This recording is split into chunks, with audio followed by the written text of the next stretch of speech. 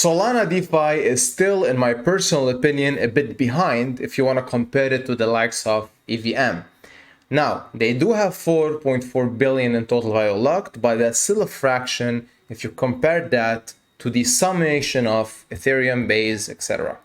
Apologies for the intrusion, I just want to slide in with a quick numerical update. So on the development side, right now I have posted a tweet, go check it out. It will show you the APR range for the past 69 days.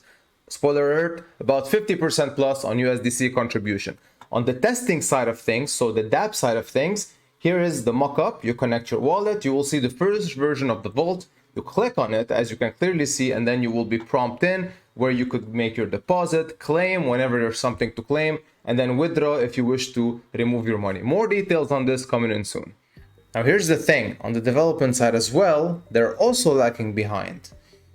We don't yet have, apparent LRTs on Solana, for example, amongst other things. There aren't so many DeFi protocols where you can actually leverage capital efficiency in so many ways to take advantage of apparent opportunities. Now, if you're somebody who holds SOL, who doesn't want to dilute, who still wants to generate some cash flow on that SOL, Kamino Finance is potentially a good place for you. I have made a video on this, you can check it out, it's on my channel. My first argument here is total value locked. They are sitting at the 4th place right now, so behind Jiro, Marinade at a bit more than 1 billion overall in TVL. Now, of course, they will not overshadow LST protocols because LSTs are the dominant force in DeFi that drive all of this adoption overall. But still, they are quite up there in regards to all the other comparisons. Now, one argument to be made here is that Kamino is built on top of DEXs and other DeFi protocols. If you come here and look at their products, for example, let's click on liquidity, and you can clearly see the protocols that they have built on top. Now, the 3 main products here are Borrowland, so they do have a lending market. Now, it's a bit different because that lending market not only operates by the user, they're also using that internally. Let me give you an example. Now, the user experience is very similar. You just apply, you borrow, you pay the interest, overall, you're good. They do have additional incentives. Like for example, here, if you click here, you can clearly see that there is a boost value of 3x if you lend USDC, because right now they're in their 2nd season of their KMNO airdrop. Season 1, done and dusted, it was okay. Now, of course, that's not something I usually focus on. I made it clear on the channel, and you can actually stake those tokens to boost your returns for season 2, which is good overall. Now, yes, to add to my point, the KMNO chart is a bit detrimental, but that's not something we should focus on. That's basically something that comes potentially last if you want to talk about Kamino.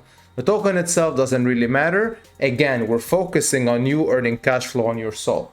So going back to my prior case, that's the user side. Now the internal side is basically them using their lending market in their multiply product. Now, I'm sure you're already aware how LSTs works. You provide, for example, your SOL, they give you a receipt token, and then you're earning staking rewards in the background in the form of ever increasing price of the underlying receipt token. That's how you're basically making money through LSTs. And then you use those LSTs elsewhere to potentially generate additional cash flow, right? The thing here is that in the multiply function, you're looping in that same principle to earn boosted rewards. Like for example, here, you can grab up to 15.67%, 17.96% on each SOL because it's still new. Remember, the newer the LST, the more you're gonna be earning. That's completely normal. Now they do say max multiplier 5x, but right now it's sitting at 3x, as you can see when I hovered over. So the idea here is that they are borrowing from their own lending market to boost your LST return and at the same time add interest on the lending side, where people come in and look at higher interest, add up their capital, the borrowing interest drops, and you earn more because of the leverage loop. So it's quite an interesting model. I really like that. I really want to add an additional thing to the borrow-lend market, is that right now they added also an additional feature where you can pay up your loan by deducting it from your collateral.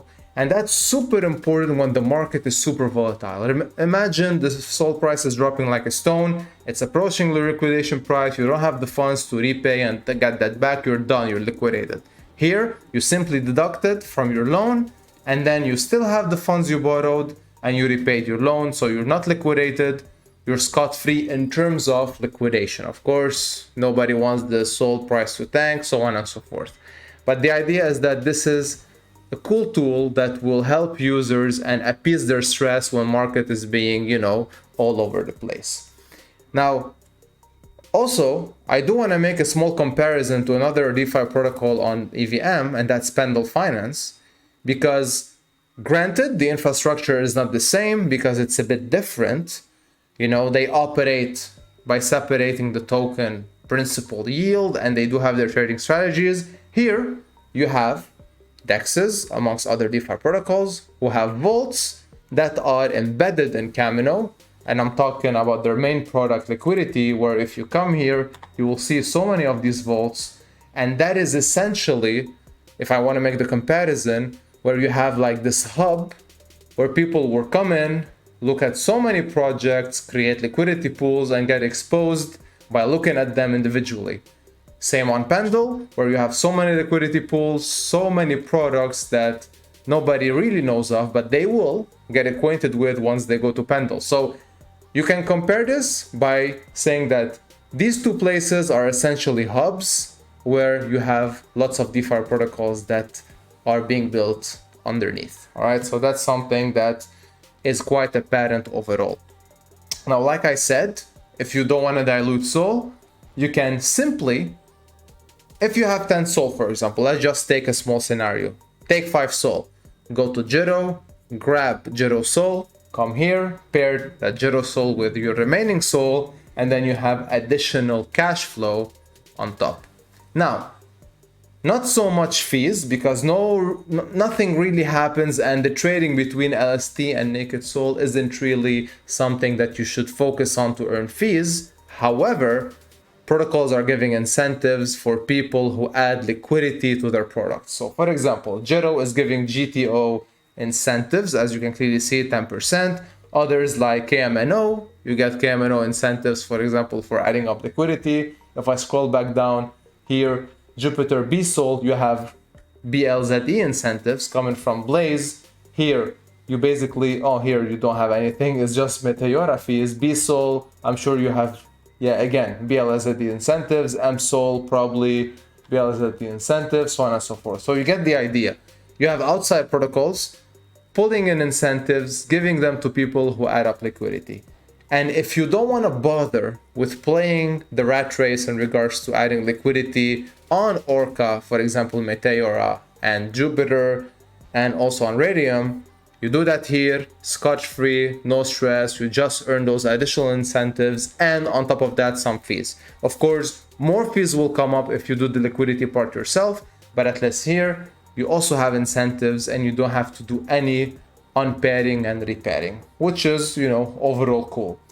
Now, if you go, for example, on their Twitter, you can clearly see that they are so active in regards to adding up more vaults. So recently they added a Sanctum vault. Sanctum is basically a project that backs up another LST called INF. And INF is paired with SOL. So if I come right now here, for example, I click on INF, and then you will see that there is a pair with SOL, and that pair right now doesn't have any incentives because I don't think Sanctum has a token yet, which is something that people are also hoping to get. And this is potentially a good place to get exposed to that because you are getting that INF and you are pairing liquidity, so you are helping Sanctum, and by contracts you potentially be able to get the token, which could end up being an incentive in that pool itself. Like I said, it is a cool place if you want to play with additional cash flow without diluting your SOL, and by diluting I mean selling some for USDC and pairing that out. Granted, you get more fees, but you get the idea. If SOL jumps quickly, then you're not going to take advantage of price appreciation. We do have a Telegram group, consider joining, link will be below. And with that, see you in the next one, have a good one.